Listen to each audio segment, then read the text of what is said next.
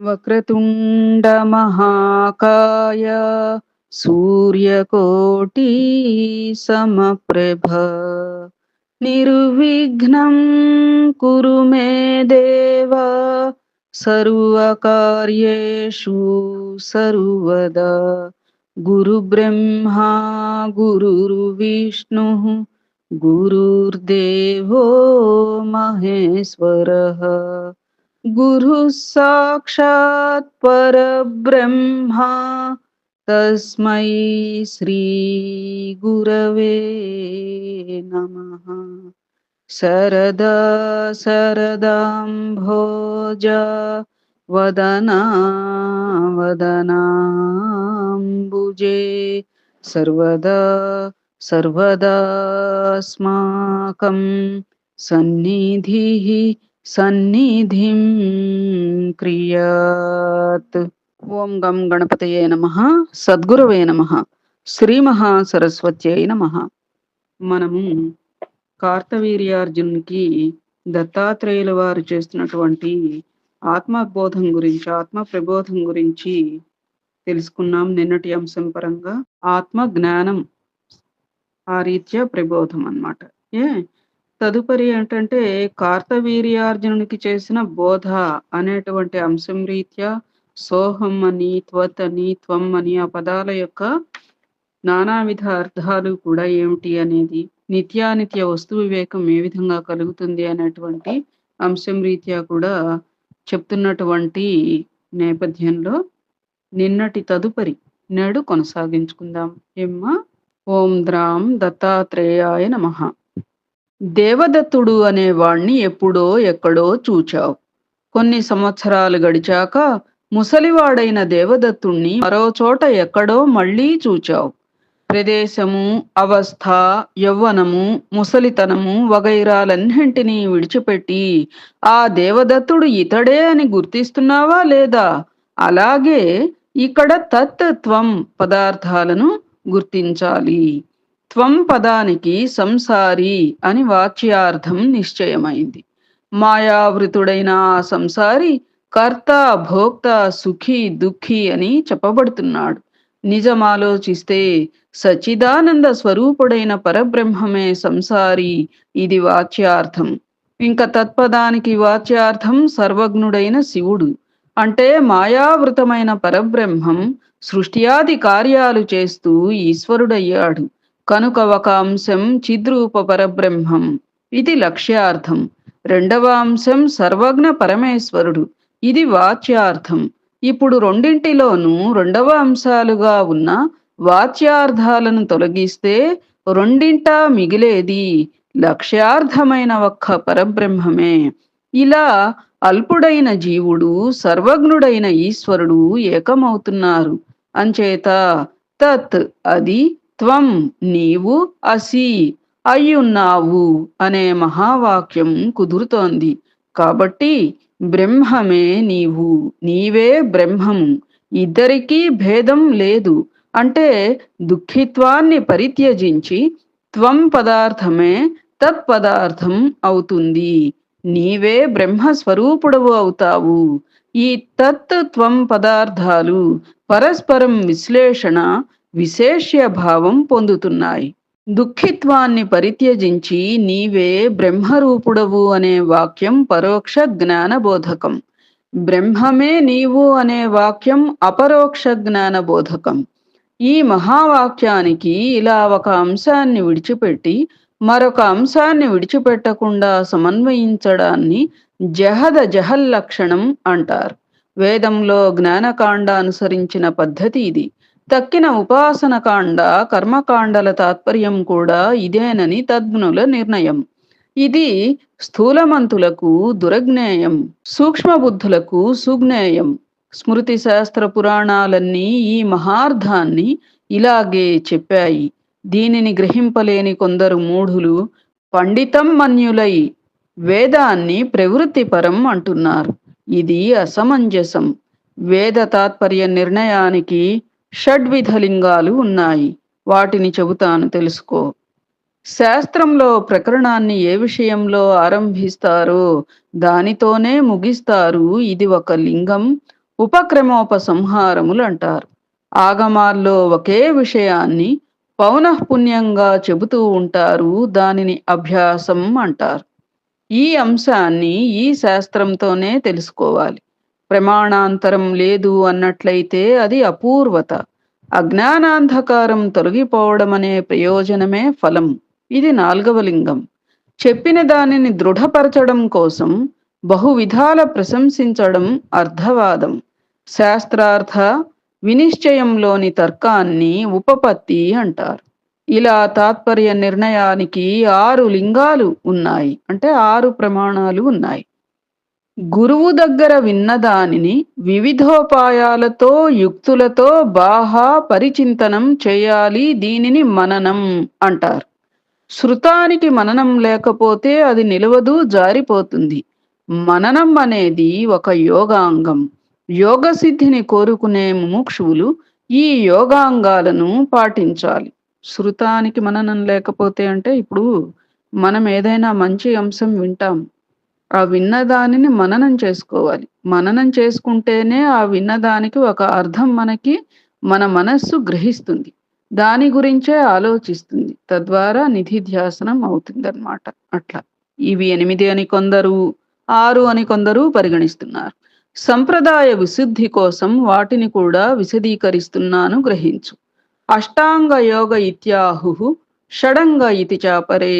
యమం, నియమం, ఆసనం, ప్రాణాయామం, ప్రత్యాహారం, ధారణ, ధ్యానం. ఇవి సప్తాంగాలు. అష్టమాంగం సమాధినే ఫలం అంటారు. వీటిలో మొదటి యమ నియమములు 2 యోగులకే కాదు, ఏ మార్గంలోనైనా అందరికీ సర్వసాధారణంగా ఉండవలసినవే కనుక ఆసన ప్రాణాయామం నుంచి మొదలుపెట్టి యోగానికి షడంగాలే అంటున్నారు. మరికొందరు ఆసనము సర్వసాధారణమే కనుక ప్రాణాయామం నుంచే పరిగణిస్తున్నారు.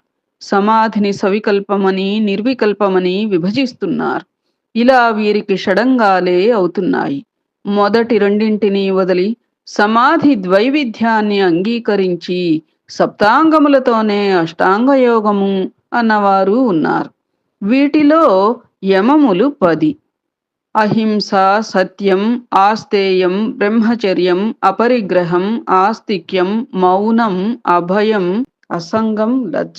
నియమాలు కూడా 10: శౌచం, ఆచమనం, స్నానం, స్వాధ్యాయం, ఇజ్వ, మదర్చనం, తపం, జపం, సంతోషం, తీర్థసేవ, జానూరువుల మధ్య పాదతలాన్ని ప్రవేశపెట్టి రుజుకాయుడై కూర్చుంటే స్వస్తికం అంటారు. ఇలాంటి ఆసనాలు అనేకం ఉన్నాయి. ఎవరికి ఏది సుఖంగా ఉంటుందో ఆ ఆసనం వేసి యోగ సాధనకు కూర్చోవాలి.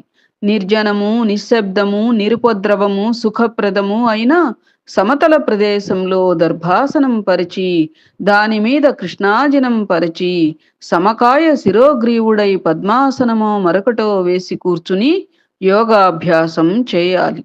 స్థిరంగా నిశ్చలంగా పరమాత్మను ధ్యానించాలి.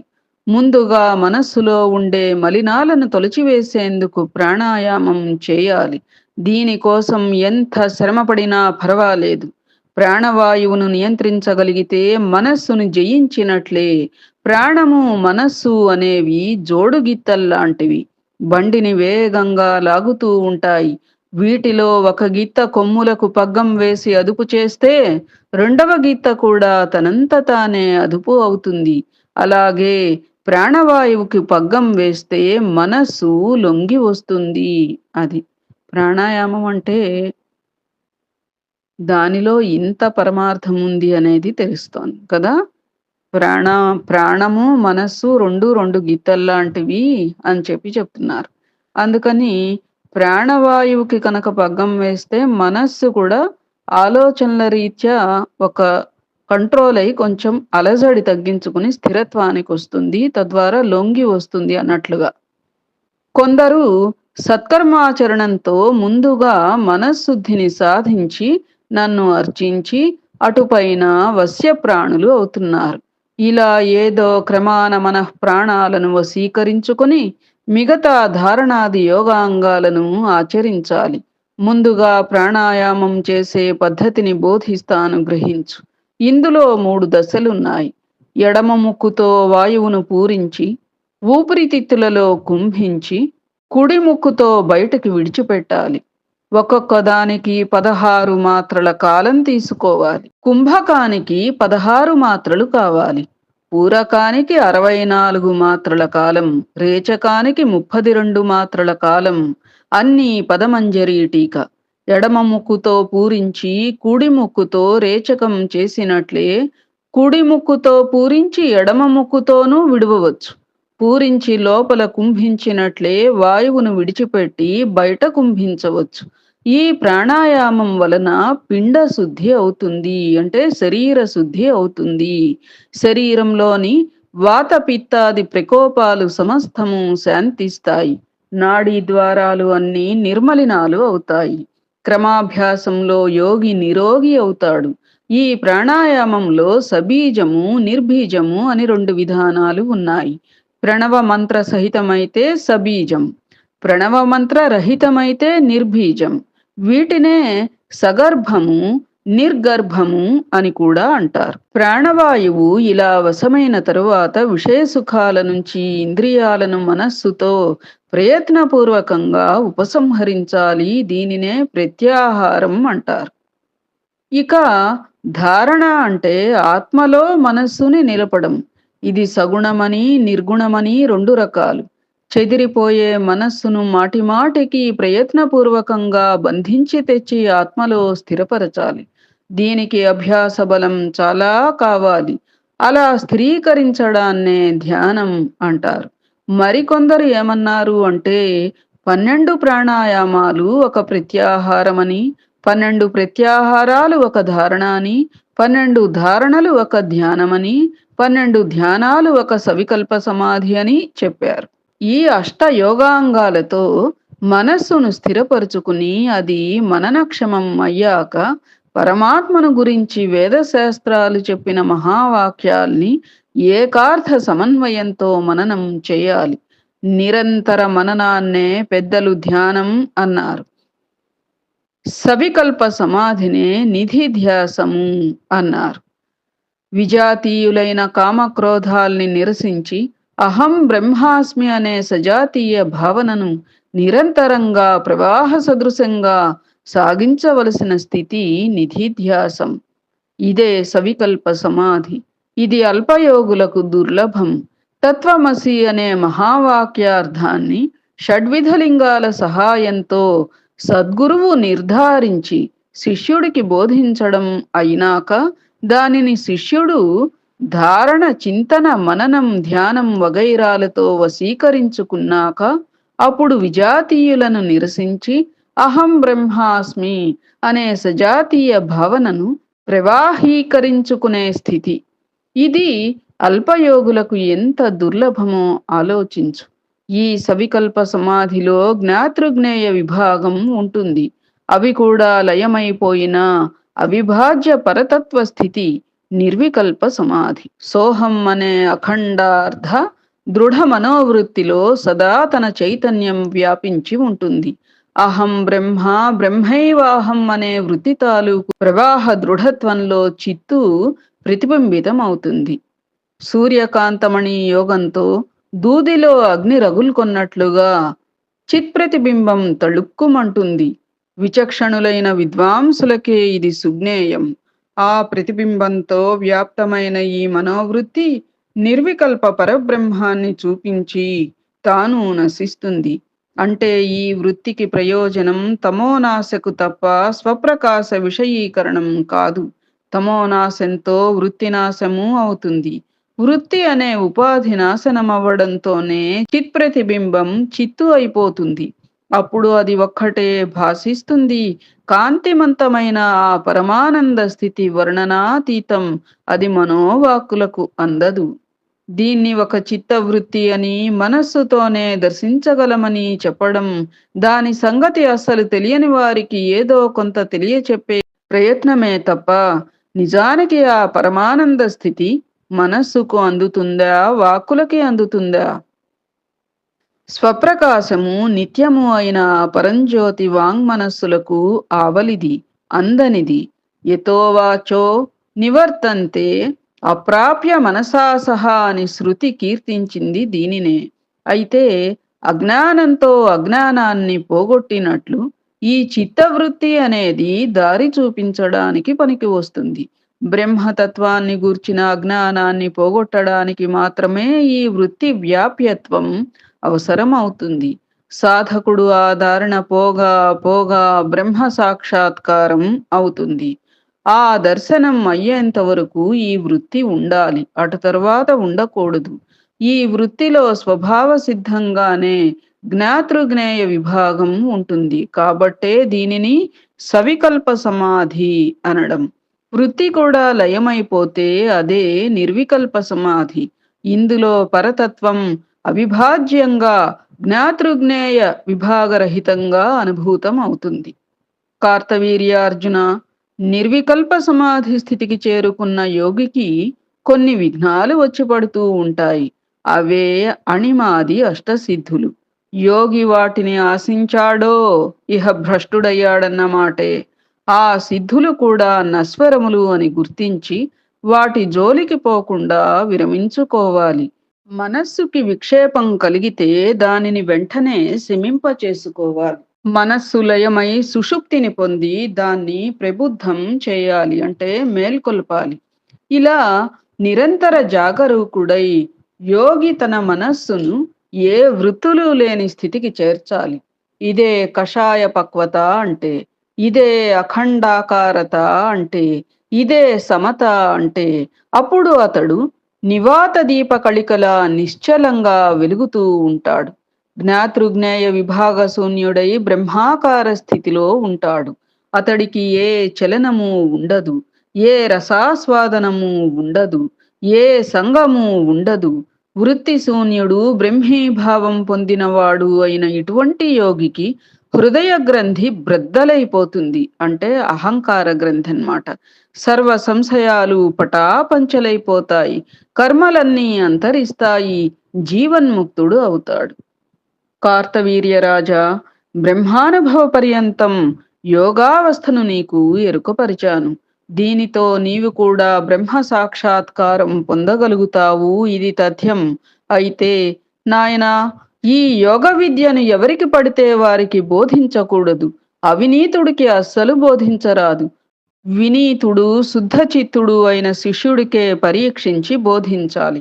యోగీశ్వరుడైన దత్తస్వామి ఇలా తత్వోపదేశం ముగించినాడు. కార్తవీర్యార్జునుని కళ్ళలో ఆనంద భాష్పములు వరదలు కట్టాయి.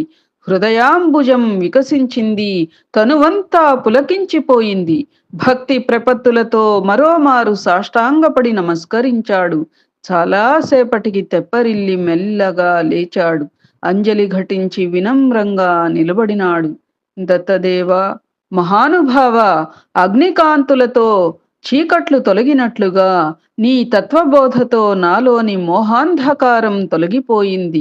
హృదయాంబుజాన్ని వికసింపజేస్తూ జ్ఞాన సహస్రభానుడు ఉదయించినాడు. హే అకుంఠధామన్, నీ పాదపద్మ సేవ తప్ప ఈ చీకట్లను తొలగింపచేసేది ఈ సృష్టిలో మరొకటి లేదు. నీ పాదమూలం విశుద్ధిప్రదం, సర్వరోగ నివారకం, సర్వమంగళప్రదం, సర్వయోగ సిద్ధిదాయకం. పురుషార్థ సిద్ధి కోరేవాడు ఎవడైనా సరే కృతజ్ఞుడై నీ పాదమూలాన్ని ఆశ్రయించాలి. మరి దేనిని ఆశ్రయించినా వ్యర్థమే. అందుకే హంసలు పరమహంసలు వచ్చి ఆనంద మకరందాన్ని ఎగజిమ్మే నీ పాదపద్మాలను యోగ విభవం కోసం శరణు వేడుతున్నారు. నీ పాదాలను తదేక దీక్షతో అర్చించే వారికి చతుర్విధ పురుషార్థాలు తమంత తాముగా కోరి సిద్ధిస్తున్నాయి. ప్రభూ, నీ పాదపద్మం కేవలం త్రిమూర్తి వేద్యం. అది సర్వాశ్రయం, సర్వలయకరం, స్వాత్మావభాసం, విశద ప్రకాశం. నేను ఆ పాదపద్మానికి నమస్కరిస్తున్నాను. సాయిరాం. అది చల్లనిది, శాంతకరమైనది, సుసేవ్యం, శుభప్రదం, శివప్రదం, తాపనాశకం, జన్మ జరామయ భయాలను తొలగిస్తుంది. ఆశ్రితులందరికీ సారవంతమైన ఆనందాన్ని ఇస్తుంది. నీ పాదపద్మానికి అంజలి ఘటిస్తున్నాను. తాడును చూచి సర్పమని అనుకున్నట్లుగా ఈ సదాత్మకమైన విశ్వమంతా మాయ వలన నీలో సత్యంగా కనిపిస్తుంది. స్వామిన్, ఈ భవాబ్ధిలో కొట్టుమిట్టాడుతున్న జీవులకు ఏకైక శరణ్యుడవు, ఉద్ధారకుడవు నీవే. జీవులకే కాదు, యోగులకు, పరమహంసలకు సైతం గతివి నీవే. నీవు నిత్య శుద్ధ బుద్ధ ముక్తుడివి, సర్వేశుడవి, స్వయం ప్రకాశకుడవు, సర్వరక్షకుడవు. అటువంటి నిన్ను దేహ ఇంద్రియ ప్రాణ విషయాలను పరిత్యజించి ప్రసన్నుడనై దేవా, ఇదే శరణు వేడుతున్నాను. అగ్ని అరణంలో అవ్యక్త రూపంగా ఉంటుంది. మధిస్తే మధిస్తే స్ఫులింగ రూపంతో స్పష్టపడుతుంది. హవిస్సుతో ప్రదీప్త రూపం పొందుతుంది. అలాగే నీవు మూలాధార వివరంలో పరాఖ్యతో అవ్యక్త రూపుడవై ప్రభవిస్తావు. అటుపైన నాభి దగ్గర మణిపూరక చక్రంలోకి పశ్యంతిగా ప్రవేశిస్తావు. కంఠం దగ్గర విశుద్ధ చక్రంలో మధ్యమ నామధేయంతో ప్రకాశిస్తావు. చివరకు ముఖం నుండి అక్షరాకృతితో వైఖరి నామధేయంతో స్పష్టపడతావు. శబ్ద బ్రహ్మమా, నీకివే నా నమస్కృతులు. దేవా, నీవే త్రివృత్తు, అబ్జయోనివి నీవే. ఈశుడవు నీవే, అవ్యక్తుడవు నీవే, అద్వితీయుడవు నీవే. వయస్సుతో మహాత్ముడవు, ఆద్యుడవు. బీజాలు క్షేత్రంలో ప్రవేశించి ఆశ్లిష్ట శక్తులై బహురూపాలతో ప్రకాశం పొందినట్లు ఈ సృష్టిలో సర్వత్రా తానై విరాజిల్లే నీకు వందనములు. సాయిరాం. పటతంతు న్యాయంగా ఈ విశ్వం నీలో ఓతప్రోతమయ్యింది. మాయలో నీవే అనేక రూపాలుగా భాసిస్తున్నావు కనుక ద్వితీయ భాసం లేదు. అద్వితీయుడవు, ఆత్మస్వరూపుడవు, సచిదానందుడవు. నీకిదే నమస్కరిస్తున్నాను. మాయా విభాసమైన ఈ జగత్తు అనే వృక్షానికి పుణ్యపాపాలు విత్తనములు, వాసనలు వ్రేళ్ళు, సత్వరజస్తమో గుణాలు నాళాలు, దశేంద్రియాలు శాఖలు, పంచమహాభూతాలే స్కందాలు, వాత పిత్త శ్లేష్మాలు మూడు వల్కలాలు. జీవుడు ఈశ్వరుడు అనే పక్షి జంటకు ఇది గూడు. గృహస్థులు దీని దుఃఖఫలాన్ని, హంసలు పరమహంసలు దీని సుఖఫలాల్ని అనుభవిస్తున్నారు. ధీరులైన వారు వాడి అయిన విద్యా కుఠారంతో దీనిని సమూలంగా ఖండించి నీలో ఐక్యం పొందుతున్నారు. అఖిలహేతు, సర్వసార, సురేశ, స్వజన సుఖదశీల, దేవవేద్య, పురాణ పురుష, ఋషభ, ఆద్య, విశ్వవంద్య, ముకుంద, చిత్ప్రకాశ, పాప సముద్రం నుండి బయటపడిన నేను నీకిదే నమస్కరిస్తున్నాను. గురు, గురుతర, గురుగమ్య, గుణాకార, గురూత్తమ, దేవ, దేవవంద్య పదాంబుజ, నీకిదే ప్రణమిల్లుతున్నాను. సాయిరాం. కార్తవీర్యార్జునుడు కృతజ్ఞుడై చేసిన స్తుతికి సకల దేవతా పతాక భూమి అయిన శ్రీ దత్తాత్రేయ స్వామి వారి హృదయ నేత్ర వదనార విందాలు నిండుగా వికసించినాయి. ప్రేమ తొణికిసలాడే చూపులతో కటాక్షించి ఇలా పలికాడు. రాజన్య సత్తమా, ఇప్పటికి నీకు తత్వం అర్థమయ్యింది కదా. పరోక్ష జ్ఞానం లభించింది.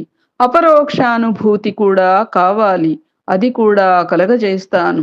ఇదిగో హృదయము, నిరామయము, గూఢము అయిన గుహ. ఇందులోనికి ప్రవేశించు. దృఢాసనం వేసుకుని నడుము, మెడ, శిరస్సు సమానంగా ఉండేలా నిటారుగా నిగిడించి కూర్చో. కూర్చుని నేను ఉపదేశించిన తత్వాన్ని సుస్థిరంగా చింతన చేయి. అక్కడ ఏ అవబోధ కలుగుతుందో, ఏ సమాధి సిద్ధిస్తుందో దానిని చిరకాలం అనుభవించి కృతార్థుడు అవుదువుగానివి అని పలికి అంబుజాక్షుడు అమృతానందదాయకమైన తన దక్షిణ హస్తాన్ని అతని శిరస్సు మీద ఆనించినాడు. అతడు శిరస్సు వంచి నమస్కరిస్తూ గుహలోనికి ప్రవేశించినాడు. పద్మాసనం వేసుకుని యథావిధిగా కూర్చున్నాడు. దత్తస్వామి ఆజ్ఞాపించినట్లు చేశాడు. చాలా తక్కువ వ్యవధిలో భగవదనుగ్రహం వలన సమాధి స్థితిని పొందాడు. స్థాణువుల నిశ్చల శరీరుడు అయినాడు. 13 నెలలు గడిచాయి. క్రమంగా నరభావనలోనికి దిగి వచ్చాడు. మెల్లగా లేచాడు. గుహ నుండి వెలుపలికి వచ్చాడు. స్వామి పాదాలకు ప్రణమిల్లినాడు. స్వామి అతన్ని దయార్ద్రంగా లేవనెత్తి ప్రేమగా పొదివి పట్టుకున్నారు. ఇద్దరూ ఏకాంతంగా సమావేశమయ్యారు. స్వామివారు చిరునవ్వులు చిందిస్తూ ఇలా అడిగారు: నాయనా అర్జునా, ఏది నీ అనుభవం చెప్పు. గుర్తున్నదా? ఇంతకాలం నీవు సమాధిలో ఉన్నావు. అవ్యగ్రమైన బుద్ధిని, పరమ నైశ్చల్యాన్ని ఎలా పొందగలిగావు? దేవా, నిన్ను ధ్యానించడం మొదలుపెట్టాను. ఆ క్షణంలోనే నా ఇంద్రియాలు, మనస్సు, చిత్తులో లయమైపోయాయి. ఆ పరమానందంలో నిమగ్నమైన నాకు ఇహ త్రిపుటి భాసించలేదు. ఆ నిరుపమానందాన్ని క్షణంలో సహంసేపు అనుభవించాను అంతే. బలీయమైన నా ప్రారబ్ధం మళ్ళీ నన్ను లాక్కు వచ్చి దేహదశకు తెచ్చింది. దయానిధి, నాకు ఆ దివ్యానుభవాన్ని కలిగించింది నీ పాదపద్మమే తప్ప మరి ఒకటి ఏదీ కాదు. దేవా, నీ దయవలన నిరాకులంగా పరమానంద సందోహం అందుకున్నాను. ఒక్క మాటలో చెప్పాలి అంటే భవాబ్ధిని దాటాను. తెలుసుకోవలసింది తెలుసుకున్నాను. పొందవలసింది పొందాను. చేయవలసింది చేశాను. నాకిక వీటిలో శేషం ఏమీ లేదు. నా మనస్సులో హాయిగా ఉంది. మళ్ళీ ఆ చిత్యుభానుభవం కోసం పరుగులు తీస్తోంది. యోగ విద్యా పారంగత, నాకిప్పుడు రాజ్యం ఉన్నా ఒకటే, ఊడినా ఒకటే. ఉన్నది అని సుఖం లేదు, లేదు అని దుఃఖం లేదు. ఇది గ్రాహ్యమని, ఇది అగ్రాహ్యమని ఏమీ అనిపించడం లేదు. అన్నీ ఒకటిగా ఉన్నాయి. దేశం, కాలం, పదార్థం అన్నింటా ఒకే ఒక్క చిదాత్మ కనిపిస్తోంది. నేనిప్పుడు పూర్ణానందుడిని. అంతటా పూర్ణానందమే నిండి ఉంది. చిదానందమయం కాని పదార్థం ఏమీ నాకు కనిపించడం లేదు. దశ దిశలు ఆనందమయాలుగా భాసిస్తున్నాయి. పరమాత్మ, అనుమతి ఇస్తే మళ్ళీ గుహలోనికి ప్రవేశిస్తాను. నీ పదాబ్జాలను దర్శించడం, నీ స్వరూపాన్ని తిలకించడం రెండూ సమానమే. అంచేత నీవు ఏది ఆదేశిస్తే అది చేస్తాను. నీ అనుజ్ఞ కోసం, నీ ఆదేశం కోసం నిలబడినాను. ఇలా అడుగుతున్న కార్తవీర్యుడిని చూచి దత్తస్వామి ముసిముసి నవ్వులు నవ్వుతూ, నాయనా కుమారా, స్నానం చెయ్యి, నిత్య విధులు ఆచరించు, ఆహారం తీసుకో, రేపు మళ్ళీ సమాధిలోనికి ప్రవేశించుదువుగానివి అన్నారు. అర్జునుడు అలాగే చేసి ఆ మరునాడు దత్తస్వామి అనుమతితో గుహలో ప్రవేశించి సమాధి స్థితిని పొందాడు. 6 నెలలకి మళ్ళీ దత్తగురుడి ఇచ్ఛ ప్రకారం యువతలకి వచ్చాడు. వచ్చి పాదాభివందనం చేసి నిలబడినాడు. తనయా, స్నానం చేయి, నిత్య విధులు ఆచరించి ఆహారం తీసుకో, రేపు మళ్ళీ గుహలోనికి ప్రవేశించి సమాధిలో ఉండు. సంవత్సరం తర్వాత మళ్ళీ ఇలాగే లేచి వద్దువుగానివి అని గురుస్వామి ఆజ్ఞాపించారు. అర్జునుడు అలాగే చేసి సరిగ్గా ఏడాదికి సమాధి నుండి లేచి స్వామి సన్నిధికి వచ్చి నమస్కరించి నిలబడినాడు. అప్పుడు భక్తవత్సలుడైన గురుస్వామి ప్రేమగా చేరబిలిచి ఎదురుగా దగ్గరగా కూర్చోబెట్టుకుని మృదువుగా ఇలా సంభాషించారు: రాజా, కృతార్థుడవైనావు నీవు. నాకు చాలా ఆనందంగా ఉంది. అప్పట్లో నీవు అడిగిన అన్ని ప్రశ్నలకు సమాధానాలు చెప్పాను. ఒక్కదానికి మాత్రం అప్పుడు చెప్పలేదు. అది ఇప్పుడు చెబుతున్నాను. సదాచారం గురించి అడిగావు, జ్ఞాపకం ఉందా? అది చెబుతాను, తెలుసుకో. నిజానికి ఇప్పుడు నీకు గాని నాకు గాని ఈ సదాచారం అవసరం లేదు. మనం దీనికి అతీతులం. కానీ సనాతనాలైన వర్ణాశ్రమ ధర్మాలను విడిచిపెట్టకూడదు. అందుకోసం లోకానుగ్రహం కోసం నేను నిత్యము వీటిని ఆచరిస్తూ ఉంటాను. అయితే భక్త జనబాధను తప్పించుకోవడానికి అప్పుడప్పుడు సదాచారమునకు వ్యతిరేకిగా ప్రవర్తిస్తూ ఉంటాను. మదవతి మద్యమాంసాలను సేవిస్తున్నట్లు, శ్మశానాదులలో సంచరిస్తూ ఉన్నట్లు కనిపిస్తాను. కానీ నాయనా, నన్ను చూసి నీవు ఇవి నేర్చుకోకు. సదాచారానికి భిన్నంగా ఏనాడు ప్రవర్తించకు. గృహస్థాశ్రమానికి నిర్ణీతాలైన ధర్మాలను స్థిరంగా ఆచరించు. ఇది లోక శ్రేయస్సుకు చాలా అవసరం. ఎట్టి పరిస్థితులలోనూ అన్యథా ప్రవర్తింపకు. ఎందుకంటే సమాజంలో ఉత్తముడు ఏది ఆచరిస్తే దానినే ఇతర జనము ఆచరిస్తుంది. ఉత్తముడు దేనిని ప్రమాణంగా స్వీకరిస్తే తక్కిన లోకము దానినే అనుసరిస్తుంది. కుమారా కార్తవీర్య, యోగ సిద్ధుడికి కర్మభయం లేదు. పూర్తిగా భయాతీతుడు. అంచేత విధి నిషేధాలు ఇతడికి సమానం. నిషిద్ధ కర్మలు అని ప్రక్కన పెట్టడు. విహిత సత్కర్మలు అని చేపట్టడు. పసిబిడ్డలాగా ప్రవర్తిస్తూ ఉంటాడు.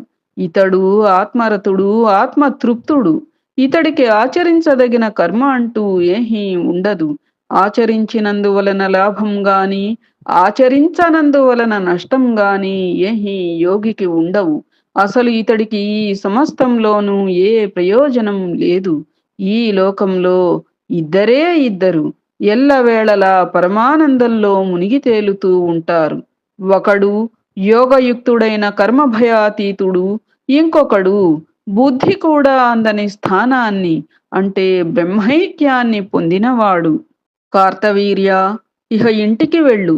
నీ రాజ్యాన్ని నీవు పాలించు, రక్షించు. అది నీ ధర్మం. యజ్ఞాలతో దేవతలని, శ్రాద్ధాలతో పితృదేవతలని, దాన ధర్మములతో బ్రాహ్మణులను సంతృప్తిపరచు. అప్పుడప్పుడు దర్శనానికి వచ్చి నన్ను ఆనందపెట్టు. అవ్యగ్ర చిత్తుడవై నన్ను నిరంతరం స్మరిస్తూ ఉండు. నేను బోధించిన జ్ఞానాన్ని, నేను కలిగించిన అనుభవాన్ని ఏనాడు మర్చిపోకూడదు సుమా. ఏకాగ్ర చిత్తంతో తత్వాన్ని ధ్యానించు.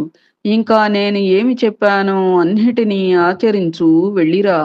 దత్తస్వామిలా ఆజ్ఞాపించేసరికి కార్తవీర్యార్జునుడు మరియొక్కమారు సాగిలపడి మ్రొక్కి లేచి మనస్సంతా ఆనందంతో పులకరించిపోతూ ఉండగా, కళ్ళ వెంబడి ఆనంద భాష్పములు చిమ్ముతూ ఉండగా, అక్కడ ఉన్న ఋషిమండలికి ప్రదక్షిణం చేసి నమస్కరించి అందరి ఆశీస్సులు అందుకొని సెలవు తీసుకుని బయలుదేరాడు.